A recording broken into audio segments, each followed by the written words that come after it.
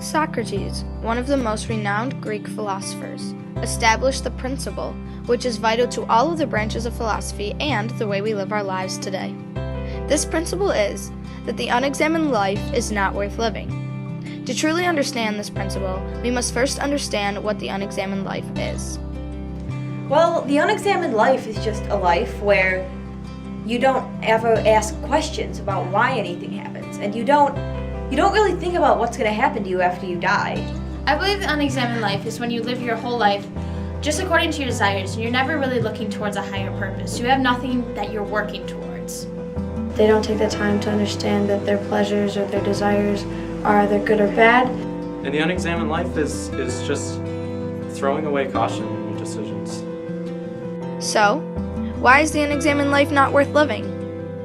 Unexamined life isn't worth living because you have no purpose. You're doing all these things in your life, but what are they for? They will be living their life chasing empty desires, and they won't ever be fulfilled. Their heart will be like a sieve, and they'll never be sustained by what they sought in their life. It can lead to terrible decisions because you don't look at what you do before you do it.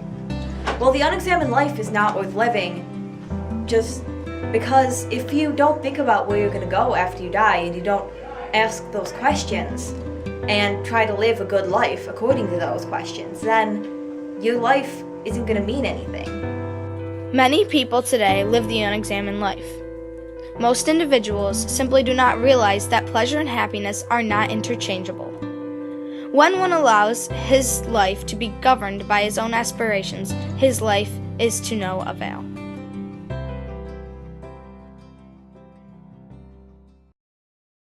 As an independent Catholic high school, our primary goal for life is to obtain the knowledge necessary to get as many souls as possible to heaven, which structures our curriculum at Chesterton Academy. A crucial way to obtain this knowledge is by pursuing philosophy. The aim of one who practices philosophy in the proper manner is to practice for dying and death. Socrates states that philosophy prepares one on earth for a good afterlife, the Catholic equivalent to heaven.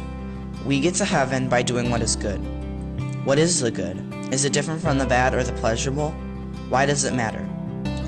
Socrates explains in Gorgias that people often get the good and the bad confused with the pleasurable and the painful.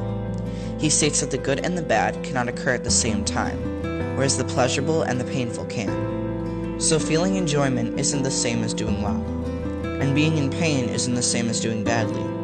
And the result is that what's pleasant turns out to be different from what's good.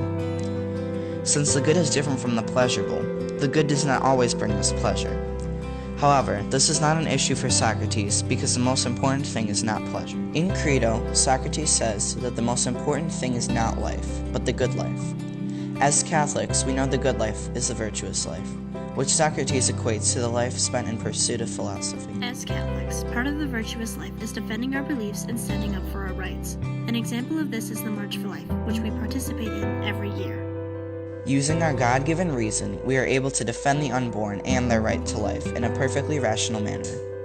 Socrates supports the participants in Credo when he says that if a citizen does not agree with a law, they have the right to non-violently try to persuade the government to change the laws. The March for Life is one of the ways in which we use philosophy to lead ourselves and others to heaven.